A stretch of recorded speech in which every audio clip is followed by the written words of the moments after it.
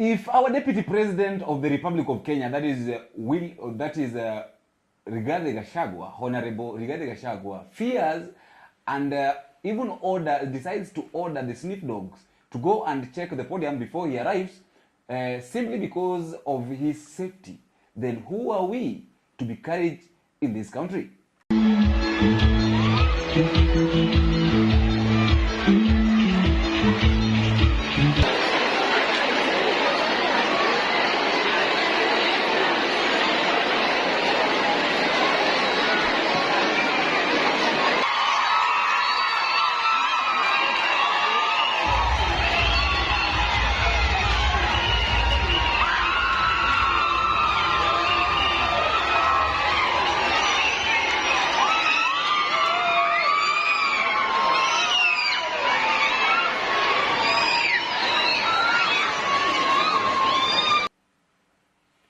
Welcome back to Vana Media. My name is M.P.s, and as usual, I'm going to be your host for today. Now, there is something that I want us to discuss. This issue of financial bill and the way people are reacting.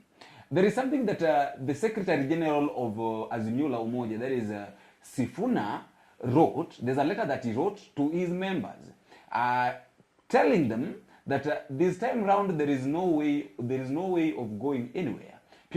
All the members of Parliament must be in Parliament, that is next week, when the financial bill will be voted. That is the financial bill 2024-2025 will be voted. I want to read for you what Sifuna will say, and then we come back so that we can ask ourselves, who are these members of Parliament that this man was trying to address? This is what Sifuna will say. Financial Bill 2024. The above subject matter refers, as you are aware, the proposal contained in the Financial Bill 2024 have excited sharp public debate with the many Kenyans concerned about their punitive nature. Following conclusions of public participation, the National Assembly Committee on Finance and Planning has retreated to write its report, which expected to be tabled before the House on the 18th of June 2024. I have been directed by the party's Central Committee to write to you to request that you be present in the House for the duration of the consideration of this bill, from its tabling to voting. You are further requested to suspend any other engagement that would otherwise see you out of Nairobi during this critical period. Should you have any compelling reason to be absent from Kenya during the period, you are required to indicate this to the party through the undersigned not later than Tuesday, 18th June 2024. Now, the financial bill voting is going to be done next week. That is on Tuesday, 18th.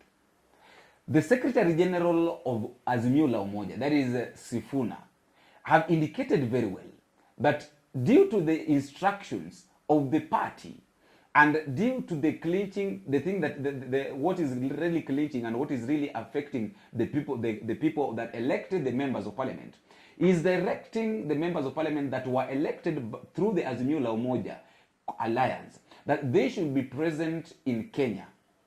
In short, they should not have any excuse of traveling. We remember last year when the financial bill of 2023-2024 was being voted in, people like Ababu Wino were not around, and even Osoro admitted that he gave some members of Parliament money, some ODM members money to fly abroad. So this is the moment that if at all any Azimio la Umoja or any ODM member of Parliament wants to go abroad or wants to travel, it is very easy for the government to support. Why? Because they want they want an easy way.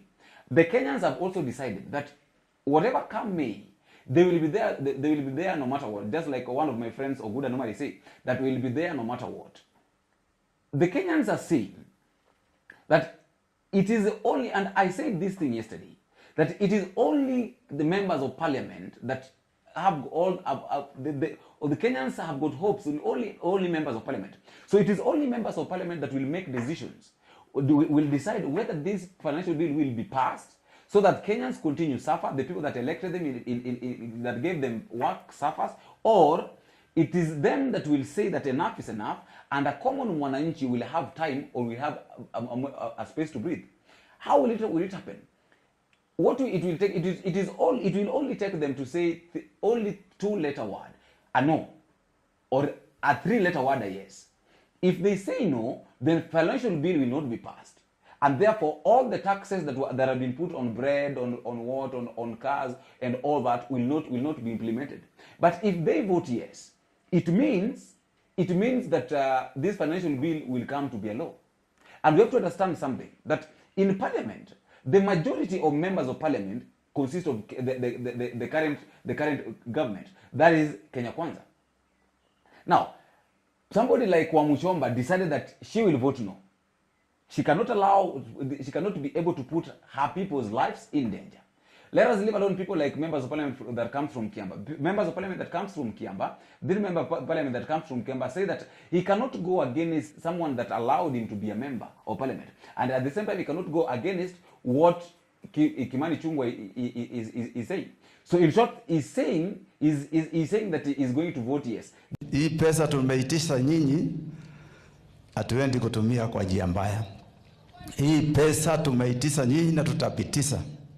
Mjue ya kwamba itarudi kwenu. Hii ushuru itakuwa ya muda tu, tutaisikia uchungu kwa muda, lakini mambo yale yamepangwa mazuri itakuja kubadilisha hii nchi yetu ikaweze kunawiri kabisa. Na hapo ndani hawakusahau mambo ya youth fund na mambo ya youth creative art katika sports, pamoja na sports.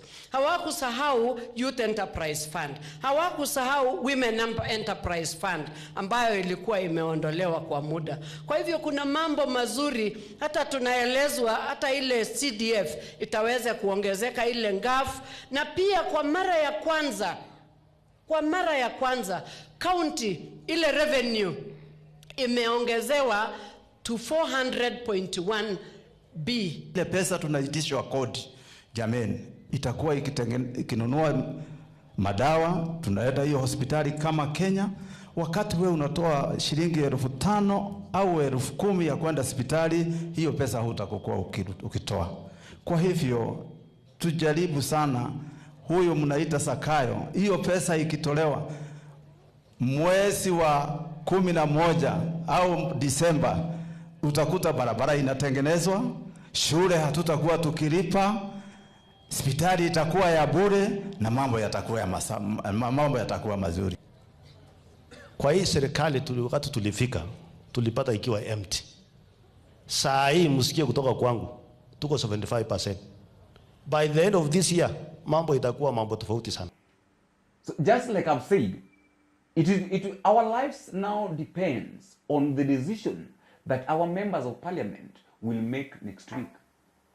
It is my request that these members of parliament may make a decision that will be helpful to the Kenyans. Because as it stands right now, Kenyans are suffering. People are really suffering. But the big question is, even if we are suffering, will our members of parliament be in a position to rescue us from this sinking boat? I don't know what to think. I'd also like to listen to your comment in the comment section. And just a reminder, if you're meeting for the first time, please, you can take a minute, click the subscribe button. You can also like the video and share. And you can also drop me a comment and tell me where you're watching us from. If you're within the country, you can tell me which country are you watching us from. And if you're outside the country, you can also tell me which country are you watching us from. And I know many people are wondering where I am today and why I've changed the position. You know, sometimes it is also good to change a position. It's also good to have a new environment. Till we meet again, I've been your host, M.P.s. Bye-bye.